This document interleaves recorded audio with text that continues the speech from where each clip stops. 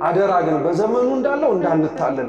በጣም ብዙ ሰው ያልተገባ ተብሎ የማይታወቅ ለንግድ አመቺ እንዲሆንላቸው የሰዎችን የሱስ ጎኖችን ክርስቶስ እንዳለው ነው። ማንም በእኔ የሚያምን ቢኖር እኔ ማደርገውን ከኔ ከማደርገውን በላይ ምን ያደርጋል ያረጋል ብሎ። ስለዚህ ጸሎት የሚጸልይ ሰው በወንጌል ማመን አለ። ከዚህ በኋላ እንደው ብንችል ቃል እንግባ ሁላችን አማትበን ነው መብላት ያለብን የትም ቦታ ነው። አራተኛው ጸሎት የተሰዓቱ ጸሎት ወይም የ9 ሰዓት ጸሎት ከሌሎቹ ጸሎቶች በተለየ መልኩ ይህ ጸሎት ብዙ የምንጸልይበት ምክንያት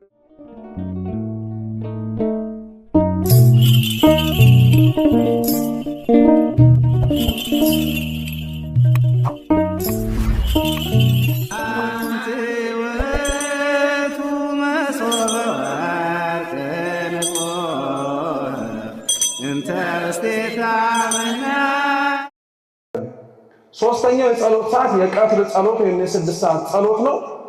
በዚህ ሰዓት ቀን 6 ሰዓት የምንጸልየው ደግሞ ምንድነው? በሕገ ተፈጥሮ የሚደርስብንን ፈተና ለመቋቋም። ይህ ሰዓት የአዳምና ሔዋን መውደቅ በዚህ ሰዓት ስለሆነ ሰይጣን ፀሐይዋ በጣም ግላ በወጣችበት ከራ በታየችበት ወቅት ላይ አይምሯችን በሚፈዝበት ሰውነታችን በሚዝልበት ወቅት ላይ መጥቶ እንዳያስተን በዚህ ሰዓት ላይ የምንጸልየው ጸሎት እግዚአብሔር ከፈተና እንዲታደገን።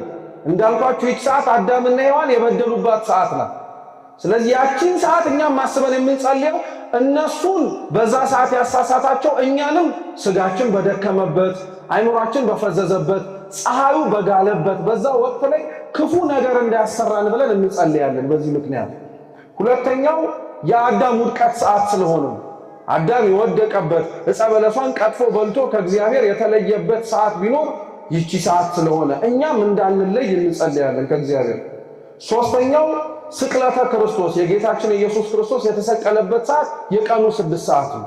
እውነት እንነጋገር ከተባለ እንደው ብንችል የቀኑ 6 ሰዓት ጸሎት ባያመልጠን ጥሩ።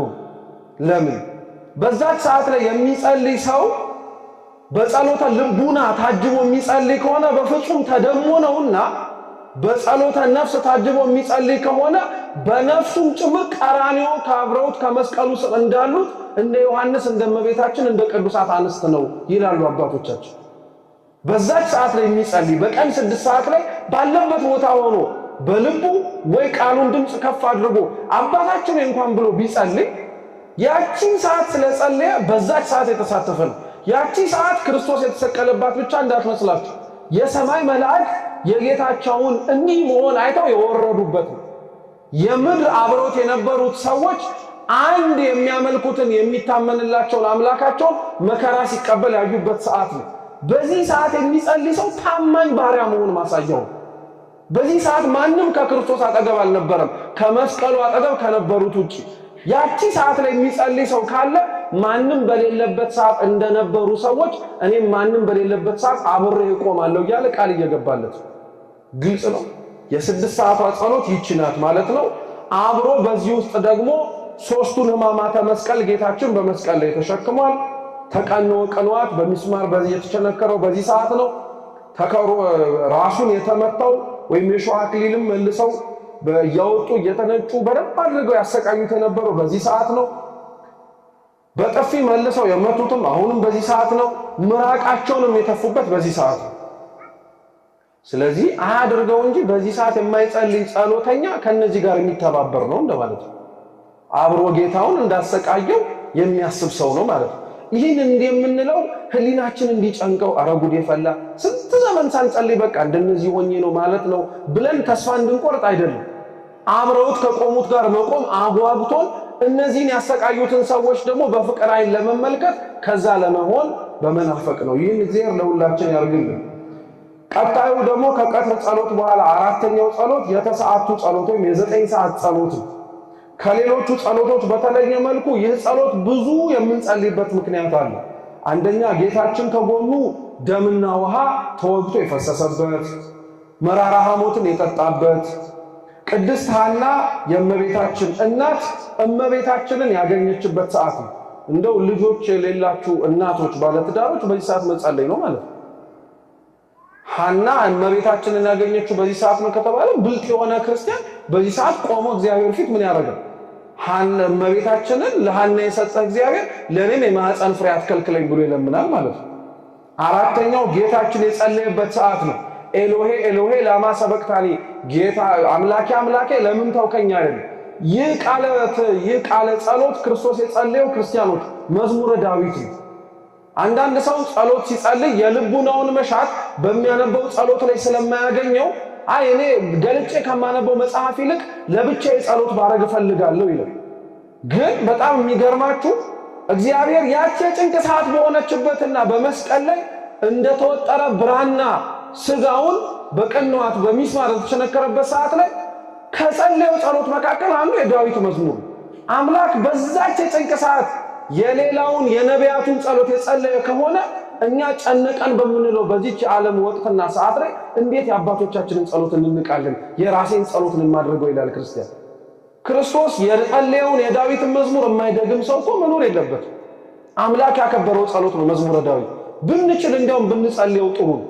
እንደየአከፋፈሉ 150 ምዕራፍ ያለው አምስቱን ቀን 30 እያደረግን መጸለይ ካልሆነ ማክሰኞና ሐሙስን 20 አድርገን በተረፉት ቀናቶች 30 እያደረግን መጸለይ እንችላለን።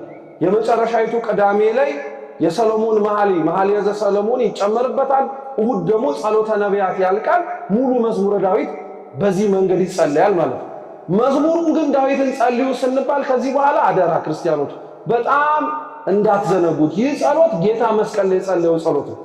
በጨነቀው ሰዓት የጸለየው ጸሎት ነው። ማንም በሌለው ሰዓት የጸለየው ጸሎት ነው። አሁን ሰዎች በጣም የደከምንም እየተሳሳትንም ያለነው የጭንቀት ጸሎት በዚህ አይነት የገባ ሰው የሚጸልየው ጸሎት እየተባለ ይነገራል አይደል? አዎ አንሞን ክርስቶስ በጨነቀው ጊዜ የጸለየው ጸሎት የማንም መዝሙር ነው እንዴ?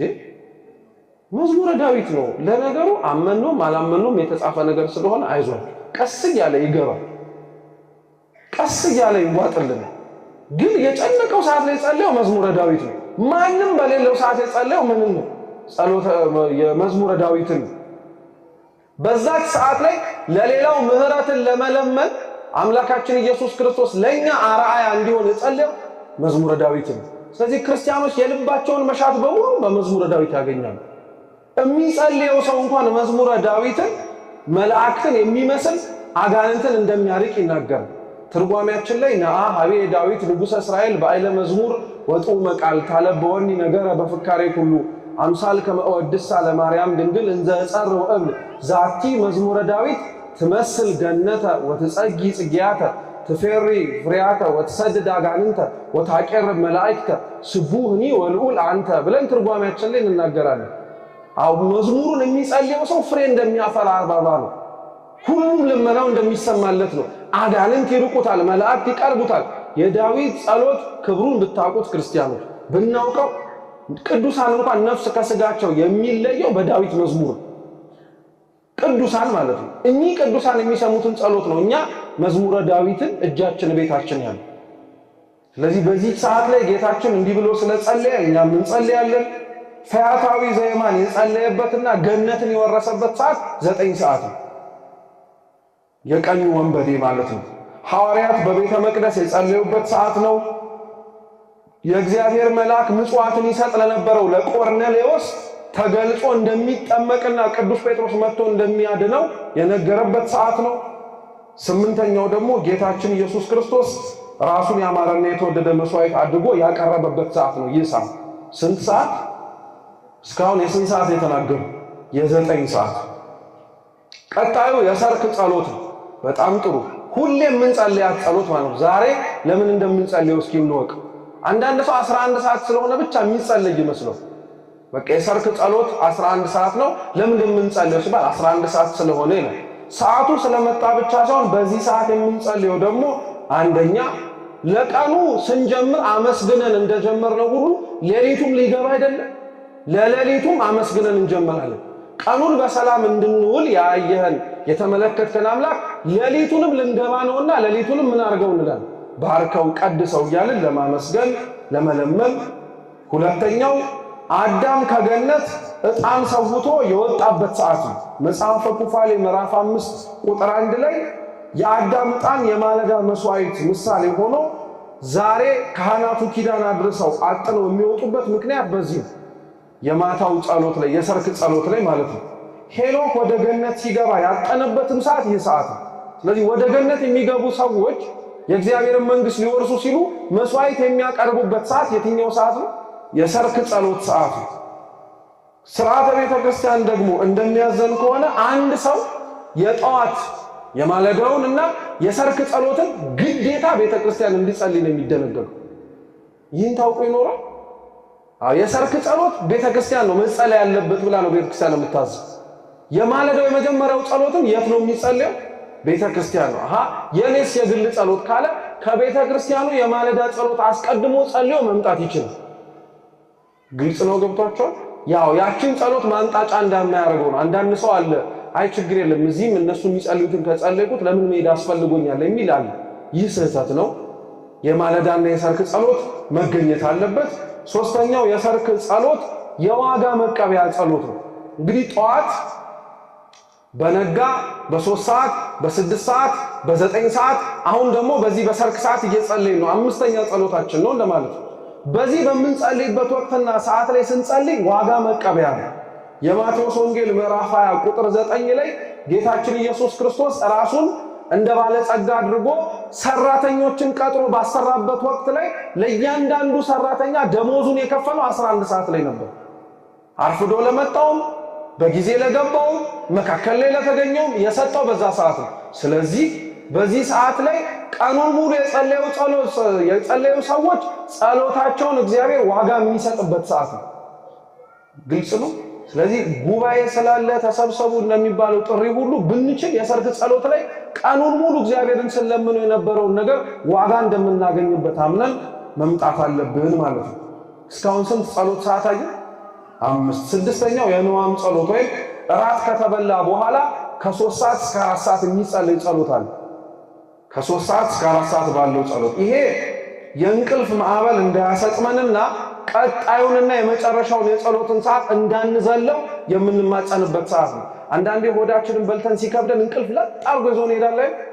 ቀጣዩ 7ኛው የጸሎት ሰዓት እኩለ ሌሊት እራቱን ጠግቦ በልቶ እራቱን ከልክ በላይ ጠጥቶ በልቶ የእንቅልፍ ማዕበል አስጥሞት ካልሆነም ድካም ተጫጭኖት በተለያዩ ምክንያቶች አስንፎት እንዳይተኛ እራቱን ከበላ በኋላ ወዲያውኑ ጸሎት ያደርጋል። ለ6 ሰዓቱ አንቃኝ ለማለት ማለት ነው።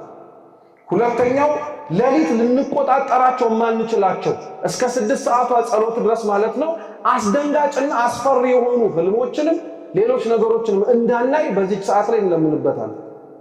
ግልጽ ነው። ገብቷችኋል? ጥሩ። በዚህ የማታ ጸሎት ሰዓት ላይ ታዲያ ምንድን የሚጸለየው ከተባለ አንደኛ አባታችን ወይና የእመቤታችን ጸሎት ነው የሚጸለየው፣ ወይም ሰላም ለኪ እናታችን ማርያም ወይ ሰላም እንልሻለን የሚለው ይህ የቤተ ክርስቲያኒቷ ሥርዓት ነው። በርትቶ ውዳሴ ማርያም ነው ሌሊት የሚጸለየው ማታ የሚጸለየው ካለ ለምን ጸለይክ አይባልም። ይህ እንዲያውም ይበረታታል። ይሄ ግን የተቀመጠው ስኬል ነው ወይም መለኪያ ነው። የማታ ጸሎት አቡነ ዘበሰማያት ሰላም ለኪ መዝሙር 3 እና መዝሙር 40 እኒህ የሚተኛ ሰው መጸለይ ያለበት ይባላል። ከመዝሙር 3 እና 40 ውጪ ግን ከበረታ መዝሙር 90ን 22ን 120ን መጨመር ይችላል። መዝሙር 90 22ን እና ስንትን ኪሳራ ኮሮባካችሁ መዝሙር ስንትን መዝሙር 4 አልኳችሁ 30 አልኳችሁ 90 22 እና ስንት እስኪ 120 ነው 120ን እንዲጸልይ ይደረጋል። ቢያንስ 3 እና 40 ማድረግ ግዴታው ካልቻለ 3 እና 40 ደግሞ 3 እና 40 ማድረግ ነው አማራጩ። አሁን እኛም እሺ 3 እና 40 ካልቻለስ ነው ለምን ብሎ ነገር የለም 3 እና 40 እናደርጋለን። ከበረታን ከጠነከርን እስካልን እንቀጥላለን። ደግሞ 22ን 90ን 120ን ሌሎቹንም ጨምረን ማለት ይህ የማታ ጸሎት በርትቶ ጠንክሮ እንዳልኳችሁ ግን ልጨምር ካለ መጨመር መብቱ። እኒህን ግን ምን ማድረግ አይችልም። እስኪ ማጉደል ግን አይችልም ማለት ነው። ሌላው የንዋም ጸሎት ምክንያቱ ቅዱሳን ሐዋርያት ቆርበው ሐዲስ ኪዳንን ተቀብለው ዘምረው የወጡበት ሰዓት ስለሆነ ነው። ለሐዋርያት የጸሎት ምስጢር ጌታችን ኢየሱስ ክርስቶስ በጌቴሴማኒ ያስተማረው በዚህ ሰዓት ነው።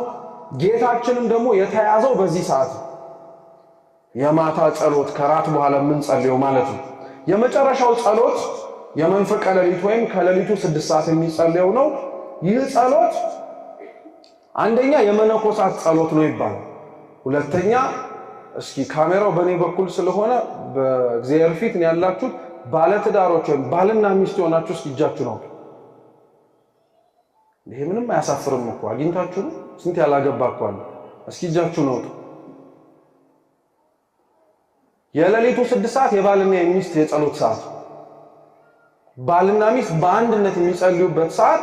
ሌላውም ላይ ላይገናኙ ይችላሉ፣ ስራ ሌላ ነገር አይደል? የጠዋቱም ሊተላለፉ ይችላሉ። ሌሊት ግን የጸሎት ሰዓቱ ላይ የባልና የሚስትና የመነኮሳት የጸሎት ሰዓት፣ ይሄ ስርዓት ነው ማለት ነው። እንግዲህ ስርዓተ ቤተክርስቲያን ላይ እየተማረን ያለን የሚችል ሰው የሌሊቱን 6 ሰዓት ላይ ባልና ሚስት የሚጸልዩበት መነኮሳትም የሚጸልዩበት ጸሎት ነው፣ የጸሎት ሰዓት ነው ማለት ነው። ይህ ጸሎት ትግሃ ሌሊትን ያስተምራል። ሌሊት ሳናንቀላፋ ለጸሎት መትጋትን ያስተምራል። ሁለተኛው ደግሞ ህዳር 29 ላይ የሚከበር ዓመታዊ ክብረ በዓል አለ። ተፍጻሜተ ሰማዕት ቅዱስ ጴጥሮስ በረከቱ ለሁላችን ትድረሰን።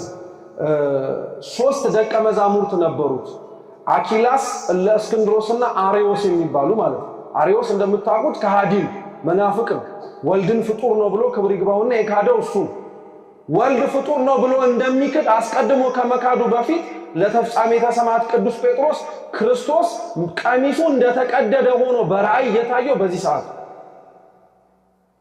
በጣም ትልቅ ሰዓት ነው ማለት ነው። ይህ ሰዓት አሪዮስ ቤተክርስቲያንን ክፉ ነገር ሊያመጣ እንደነበረ ያየበት በዚህ ሰዓት።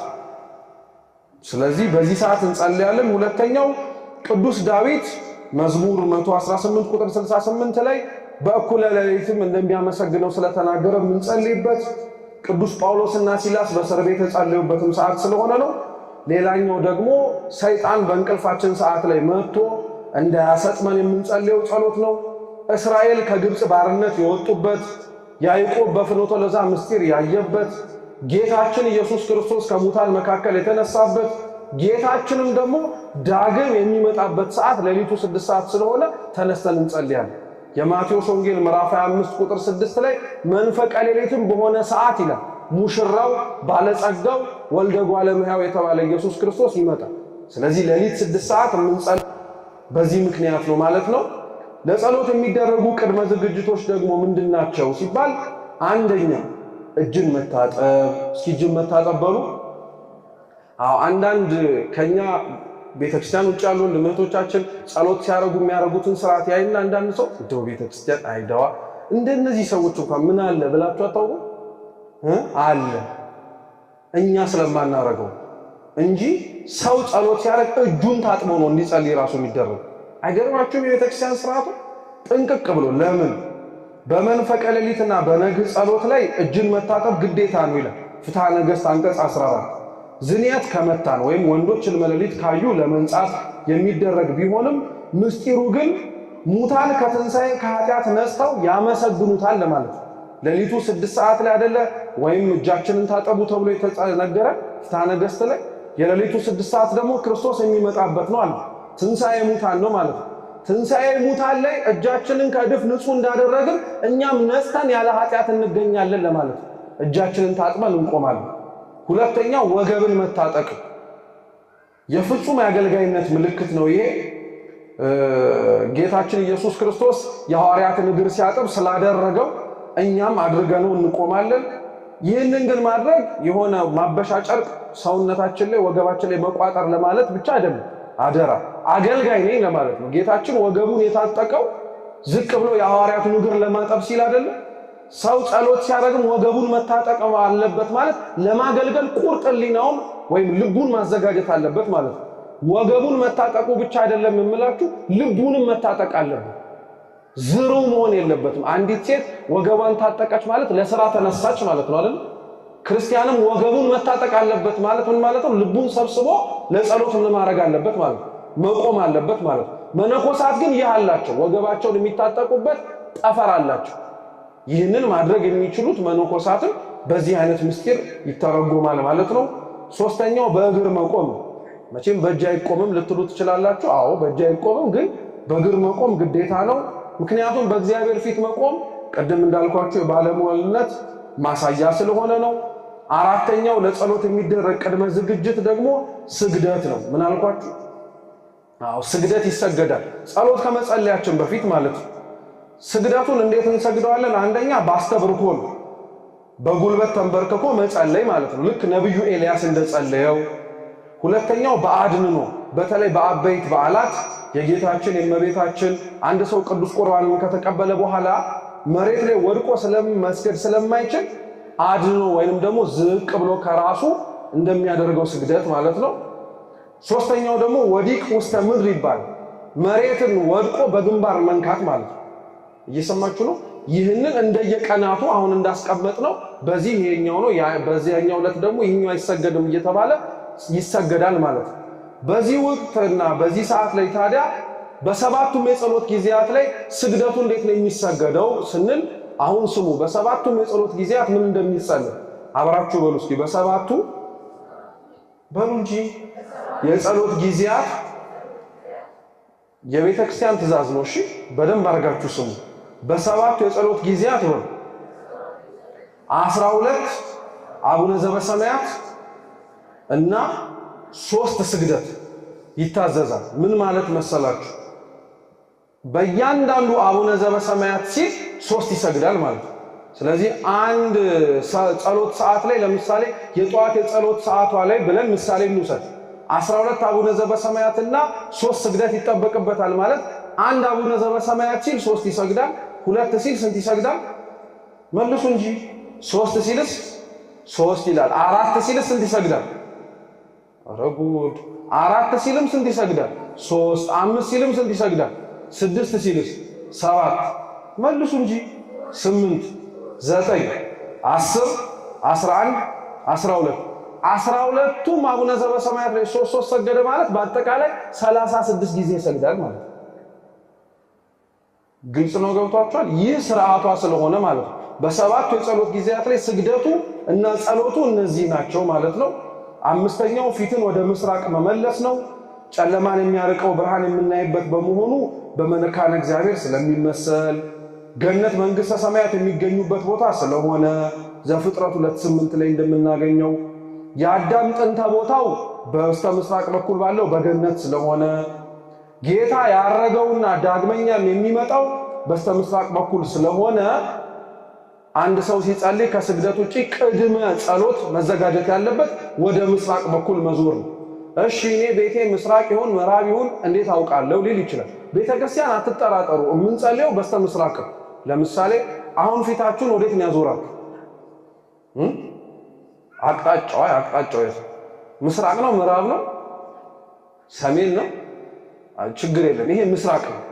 እሺ አሁን ከፊት ለፊታችን ቤተ መቅደሱ ይህ አይደል? ገብታችሁ ወደ ውስጥ ጸሎት ስታደርጉ ፊታችሁ ወደ ካህኑ ነው የሚዞረው አይደል? ነው አይደለም? ካህኑ የቆመው ደግሞ እናንተን ጀርባ ሰጥቶ ነው አይደለም? እሱም እንደናንተ ነው ያለ የቆመው ወይስ እሱ ወደ እናንተ ዞሮ ነው ሙሉ ጸሎትን የሚያደርገው? አስፈላጊ ካልሆነ በቀር ሁሌም ፊት ለፊቱ ጀርባውን ለኛ ሰጥቶ ፊቱ እንደኛ ነው አይደል? አዎ ካህኑ የሚቆምበት ፊት ለፊቱ ምስራቅ፣ እኛም ያለነው ፊታችን ዞረን የምንጸልየው ወደ ምንድን ወደ ምስራቅ። ቤት ግን ምስራቅ ይሁን ምዕራብ ይሁን ቦታው አቀማመጡ ምናልባት ባይመችስ የምንል ከሆነ የጸሎቱ ቦታዎቻችን ላይ ባሉ ቅዱሳት ስዕላት ፊት እንጸልያለን።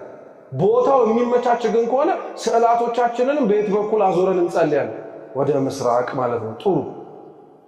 ስድስተኛው ቅድመ ጸሎት የሚደረግ ዝግጅት በወንጌል ማመን ይጠበቅበታል የሚጸልየው ሰው ማለት ነው።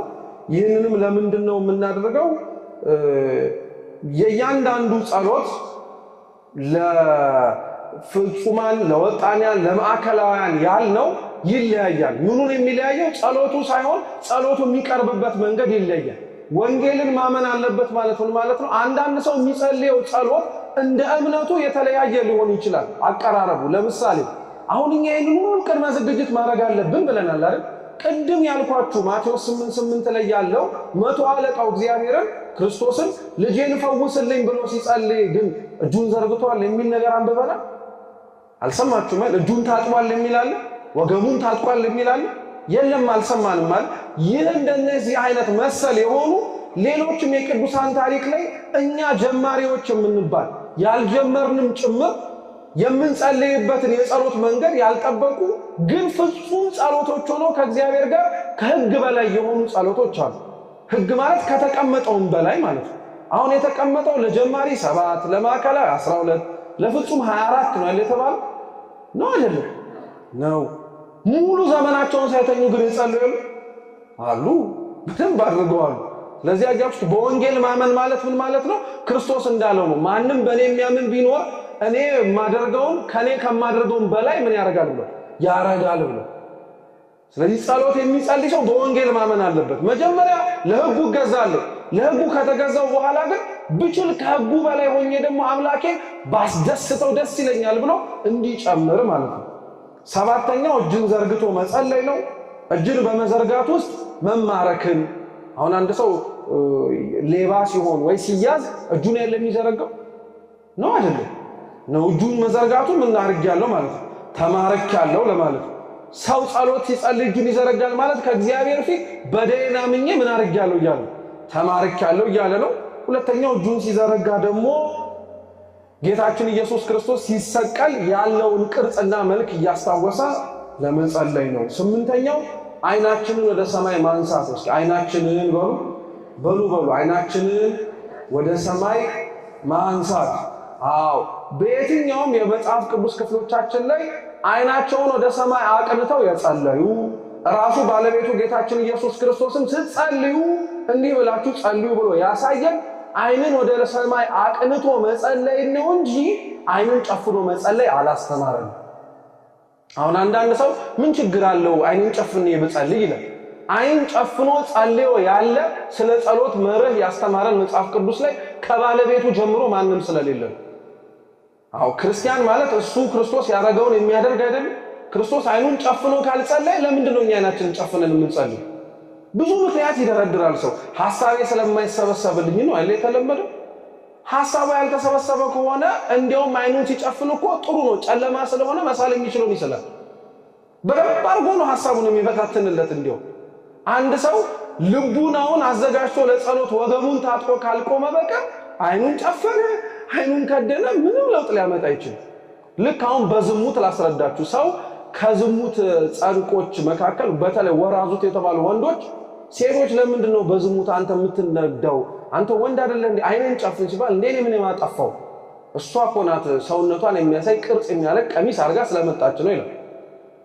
ደግሞ ጥሩ ቀሚስን ምንነቷንም የማያሳይ አርጋ ስትመጣም ደግሞ እየዞረ ይመለከታታል። ስለዚህ የዚህ ሴትዮ ቀሚስ አለባበስ ነው ችግሩ ወይስ የሰውየው መመኘት? ምን ነው እናንተ ደግሞ ጮክ ብላችሁ ተናገራችሁ። መመኘቱ ነው አይደለም ችግሩ ያለው ከሐሳቡ ነው ወይስ ከድርጊቱ ብቻ ነው? ከሐሳቡም ጨምሮ ሐሳቡን ማስተካከል ካልቻለ አይደለም ዝርግፍ የሆነ ቀሚስ አርጋ በጋቢም ተጠቅለላ ብትመጣ ጭንቅላቱ ላይ መሳል ይችላል አይችልም? ይችላል። ህሊናውን ነው ማስተካከል መቻል ያለበት። ግልጽ ነው? ገብቷችኋል? ስለዚህ አይናችንን የምንጨፍነው ሐሳብ ለመሰብሰብ ነው የምንለው ሐሳብ መጽሐፍ ቅዱሳዊም ጭምር አይደለም። ሰው አይኑን ወደ ሰማይ አቅንቶ ነው መጸለይ ያለበት። ለምን? መዝሙረ ዳዊት መዝሙር 123 ቁጥር 1 ላይ በሰማይ የምትኖር ሆይ አይኖቼን ወደ አንተ አነሳለሁ ይላል ልበ አምላክ ዳዊት። የመዝሙረ ዳዊት ክርስቶስ የጸለየው ጸሎት አይደል ነው አይደለም? ስለዚህ እሱ የጸለየው ጸሎት ላይ ያለው መመሪያ ደግሞ አይኖቼን ወዴት አነሳለሁ? ወደ ሰማይ። ስለዚህ ክርስቲያን በእንዲህ አይነት መልኩ ጸሎቱን ይጸልያል ማለት ነው። ቀና ማለቱ ደግሞ ለምንድን ነው ቢባል ለጌታ ከአባቱ ጋር በስልጣን እኩል ለመሆኑ ማሳያ። ጥሩ። ዘጠነኛው ፊትን ማማተብ ነው። እያማተብን ነው የምንጸልየው። በተለይ አባቶቻችን በጉባኤ ኒቄ የተሰበሰቡ ርቱዓን ሃይማኖት ምን ብሎ ይናገራሉ? ሰው ስለ መስቀል የሚሰማበት አንቀጽ ላይ በሙሉ ማማተብ አለበት ይላል። ለምሳሌ ለአብ ለወልድ ለመንፈስ ቅዱስ አንዲት ስግደት እንሰግዳለን ስንል ምን እናደርጋለን? መልሱ እንጂ አምላክን ለወለደች ለእመቤታችን ለድንግል ማርያም ምን እናደርጋለን? ዓለምን ሁሉ ለማዳን ሲል ኢየሱስ ክርስቶስ የተሰቀለበት መስቀልም እንሰግዳለን ሲባል ምን እናደርጋለን? እንሰግዳለን ብቻ ሳይሆን አማትበን እንሰግዳለን። እየሰማችሁ ነው? ምክንያቱም ቃሉ ስለምንድን ነው የሚናገረው? ስለ መስቀል። መስቀል የምትለው ቃላቶች ላይ በሙሉ ያሉበት ላይ ምን እናደርጋለን ማለት ነው? እናማትባለን ማለት ነው። ግልጽ ነው? ገብቷችኋል? ፊታችንን ለምንድን ነው የምናማትበው ቢባል አጋንንትን ድል ለመንሳት፣ ፊታችንን ለምንድን የምናማተበው ይባል ስቅለተ ህሊናን ለማስቀደም ማለትም እሱ ክርስቶስ የተሰቀለበትን መስቀል ትምህርተ መስቀል ስናማትም ህሊናችንንም እሱ ከተሰቀለበት ቦታ ላይ አብረን እናስቀምጠዋለን ለማለት ነው። አስረኛው ቅድመ ጸሎት የሚደረግ ዝግጅት አብሮም እየተጸለየ ያለውንም አብረን ነው የምናየው። ከሰዓት አንፃር አንብብ ወይም እንባ ሰው ሲጸልይ ቢችል እንዲያለቅስ ይመከራል። የንስሐ እንባ እግዚአብሔርን መበደሉን እያየ እግዚአብሔርን መበደሉን እያስታወሰ ብዙዎቻችን ስንጸልይ ከእግዚአብሔር ፊት የምናለቅሰው የምንፈልገውን ስላጣን ነው እንጂ እንደበደልነው አምነን አይደለም። ይህ ደግሞ መስተካከል አለበት። ለምንፈልገው ነገር እንባችንን እንደምናፈሰው ሁሉ እሱ አምላካችን መበደላችን እንባ ያስፈስሳል። ብንችል እያለቀስን ጸሎት ማድረግ አለብን ማለት ነው። 11ኛው ብንችል ደረታችንን መድቃት ራሱ አለብን። ደረት መድቃት ማለት ሰው አንዳንዴ በክፍለ ሀገር ያለ ሰው መሪር የሆነ ሐዘን ሲገጥመው ደረቱን ምን ያደርጋል? ይመታዋል፣ ይደቀዋል። ቁርጥ የሆነ ሐዘን ገጥሞኛል ለማለት የሚጸልይ ሰው ደረቱን ይደቀዋል ማለት በጣም ቁርጥ የሆነ ሐዘን ገጥሞኛል፣ አምላኬ አንተን እሻለሁ፣ እፈልግሃለሁ፣ ነፍሴ አንተን ተጠምታለች በማለት መጸለይ አለበት ለማለት ነው።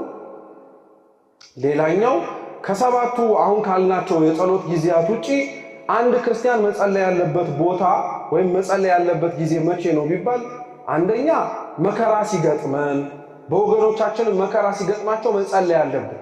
የምንጸልይበት ክርስቲያኖች አደራ ፈተናው ለክህደት የመጣ ከሆነ እንድንጠበቅ።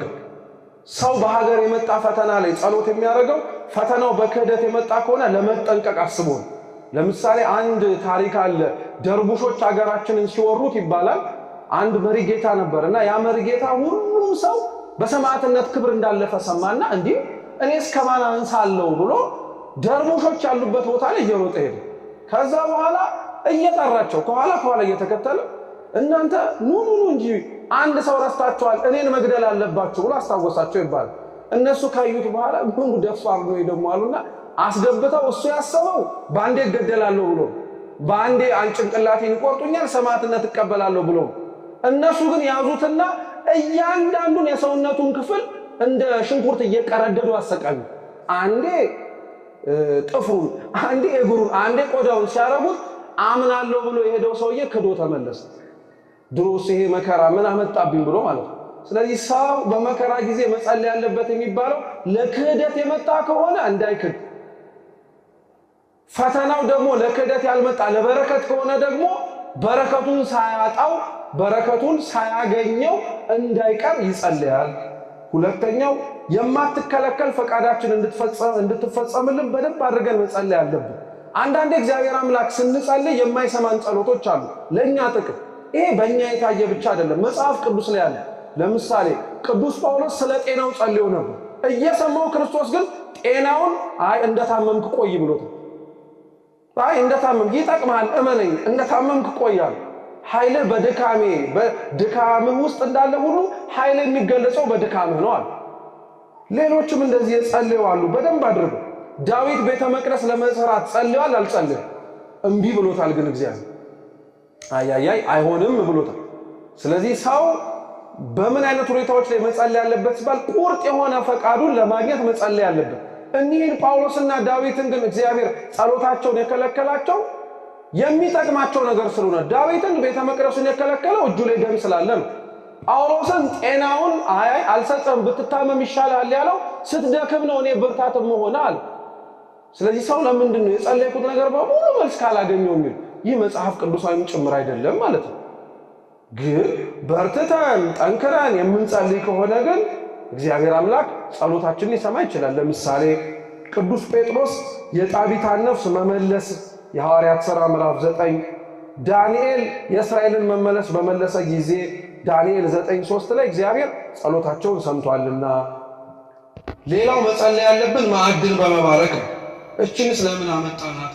አሁን አንዳንድ ሰው ደግሞ የበረከተ የመጣው ለምንድን ነው እኔ ስበላ የምጸልየው የሚል ደግሞ የዘመን ሰው መጥቶ ገበሬው ሲዘራው በስመ አብ ወወልድ ወመንፈስ ቅዱስ ብሎን የዘራው እኔ ምን አግብቶኝ ነው አሁን ደግሞ እሱ ባርኮ የዘራው ዝም ብዬ ነው እንጂ የምበላው ይል ሰው ስሙ። በደንብ ክርስቲያኖች ሲበላ ባርኮ አመስግኖ መጸለይ አለበት። አንዳንዶቻችን እንሸማቀቃለን። ካፌ ስንሆን ካፍቴሪያ ስንሆን ሬስቶራንት ስንሆን ማማተብ ራሱ ይከብደናል። እውነት ነው ሐሰት ነው? በደንብ ነው የምንሸማቀቀው። በደንብ አድርገን ከጓደኞቻችን ጋር ስንሆን እናፍራለን። አረ እንዴት ብዬ አማተቤ እግዚአብሔር ይገባዋል በልቤ አማተቤ ያለው እንላለን። ለምንድን እንዴ ሰው ለሚያምነው እምነት ስንት ነገር ይከፍላል። አንዱ ከእግዚአብሔር ፊት ሆኖ ሰው እንዴት ለሚበላው እንጀራ ማማተብ ይከብዳል? ስለምናፈር ስለምንሸማቀቅ ካልሆነ በቀር ደሞስ ምን ያሳፍራል? ምን ያሸማቀቃል? ሙድ እንዳይዙብን ነው እንላለን። ቢይዙብንስ ቢያሽማጥጡብንስ? ጌታችን እኮ ነግሮናል። ክርስቶስን በመከተል ሂደት ውስጥ ሊገጥመን የሚችለው ፈተና ክብርና ውዳሴ እኮ አይደለም፣ ስድብና መገፋትም ይሆናል። ስለዚህ ለሱ ሲል መቀበል ካለበት እያማተብን እንበላለን። ከዚህ በኋላ እንደው ብንችል ቃል እንግባ ሁላችን አማትበን ነው መብላት ያለብን። የትም ቦታ ነው፣ ሰርግ ይሁን ድግስ ይሁን ሐዘን ቤት ይሁን እቤት ይሁን የትም ቦታ ይሁን በስመ አብ ወወልድ ወመንፈስ ቅዱስ ብለን የምንበላውንም የምንጠጣውንም እንባርካለን። ለምን? በደንብ አድርጋችሁ ስሙ።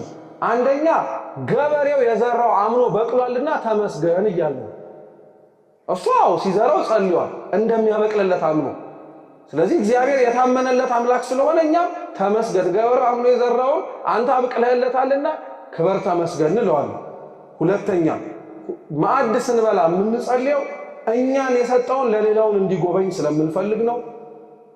ሶስተኛው ክፉ ያለበት ነገር ከሆነ ለምሳሌ እንደ ቅዱስ ጊዮርጊስ የሚጠጣው መጠጥ ላይ መርዝ ጨምረው ሰጥተውት ነበር። እጁን ቢያስሩት በአይኑ አማትቦ መርዙን ሲጠጣው ይገለዋል ያሉት እንዲያውም ብርሃን ሆነለት።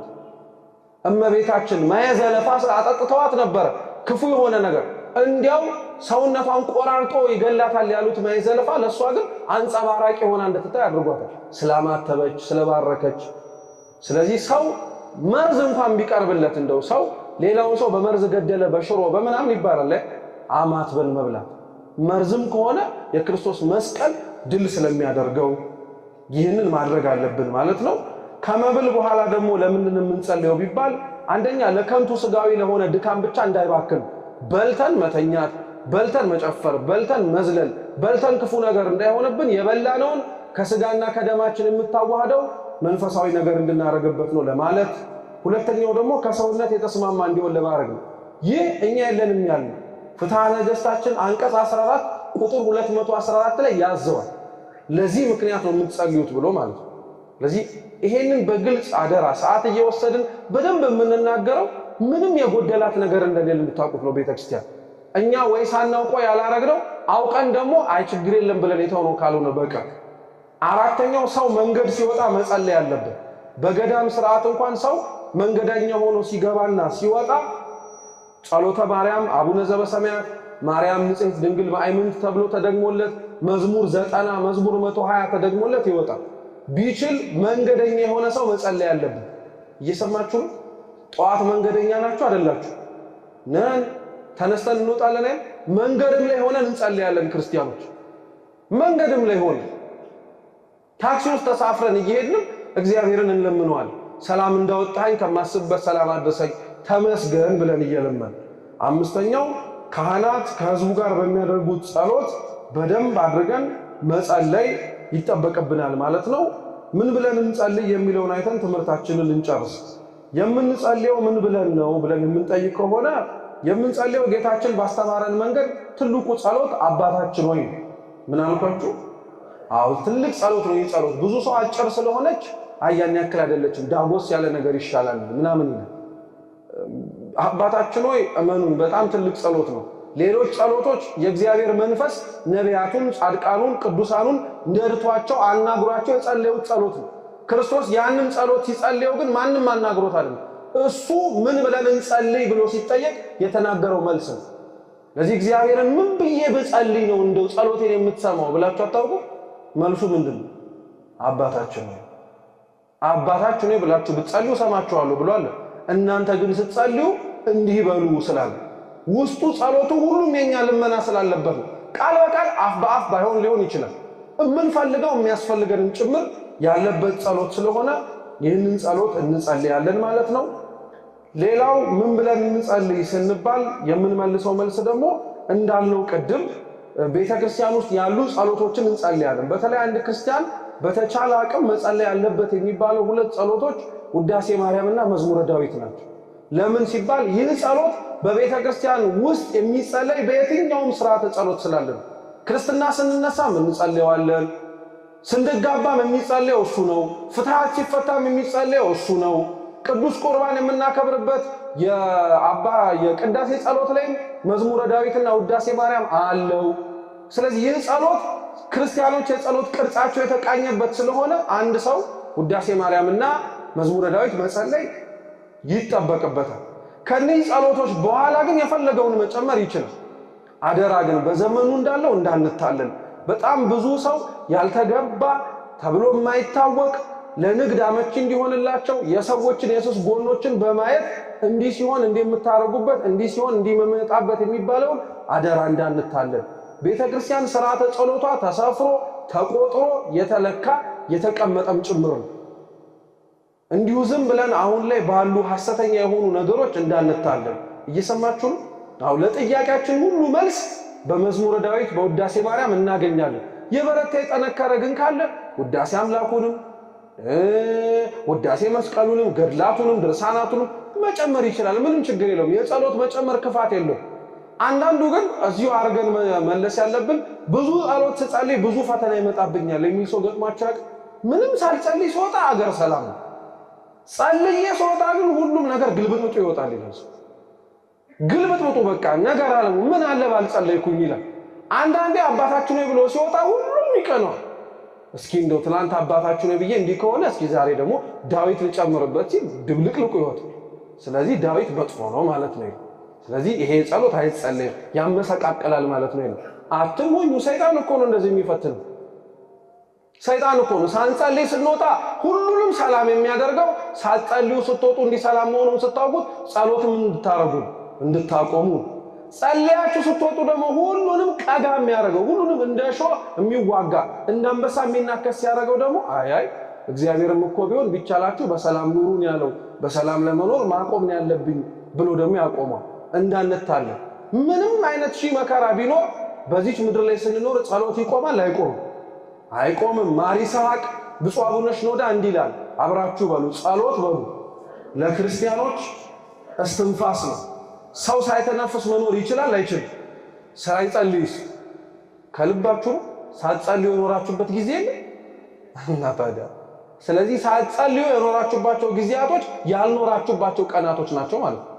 ስለዚህ ራሳችንን እንጠይቀው እስቲ ከዚህ 20 30 40 ዓመት ኖርን ካለው ስንቴ ነው የጸለይነው? ያልጸለይንባቸውን ዓመታት ደግሞ እንውጣ። እኚህ ቀናቶች አልኖርንም ማለት ነው።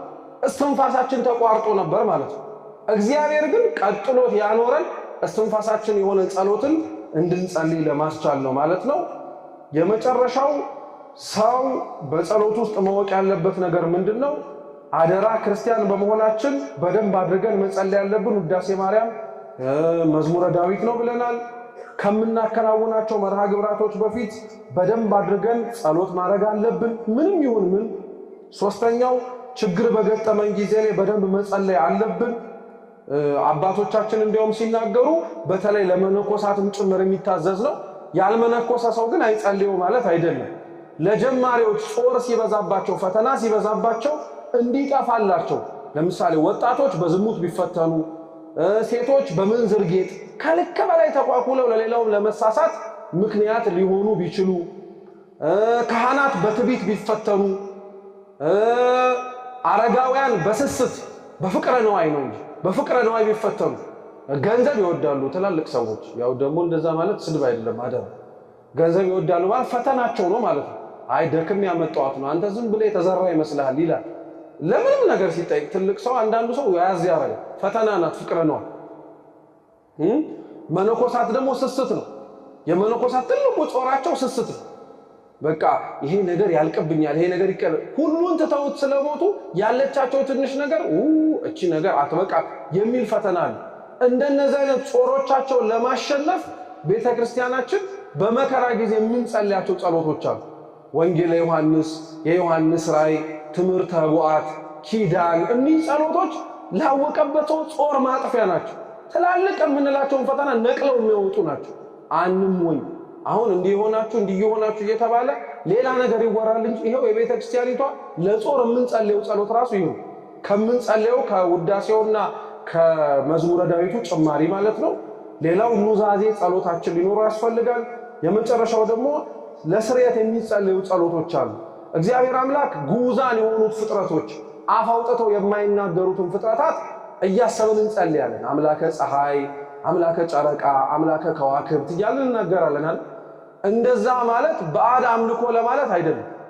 እነዚህን አምላከ ፀሐይ፣ አምላከ ሰማይ፣ አምላከ ምድር የምንለው ፍጥረታቱ ቋንቋ ኖራቸው ባይናገሩም ስርዓታቸውን ጠብቀው መኖራቸው ግን ጸሎት ነው ይላሉ አባቶቻችን። ሰማይ ካለበት ሳይወርድ ምድር ካለችበት ከፍ ሳትል ጨረቃ በምዕራብ ወጣ በምስራቅ ስትገባ እየሰማችሁ ነው። ፀሐይ በምስራቅ ወጣ በየት ስትገባ ይሄ ስርዓት ማክበራቸው ጸሎት ነውና አምላከ ፀሐይ ስንል ስርዓቷን እንዳከበረችው ፀሐይቷ እኔም ስርዓትን እንዳከብረህ እያልን የምንጸልየው ጸሎት ግልጽ ነው። ገብቷችኋል? ሁለተኛው ተምሳሌት ነው። አምላከ ሰማይ ማለት ልቡናቸው እንደ ሰማይ የሰፋላቸው፣ አምላከ ምድር ማለት ልቡናቸው እንደ ምድሪቷ ቻይ የሆነችላቸው ያሰብክ እግዚአብሔር እኛንም ማስበን ለማለት ነው። እግዚአብሔር በቸርነቱ ሁላችንን ያስበን። ያስተማረን የመከረን አምላካችን ስሙ የተመሰገነ ይሁን። በተማርነው ፍሬ እንድናፈራ አምላካችን ቅዱስ እግዚአብሔር ይርዳን።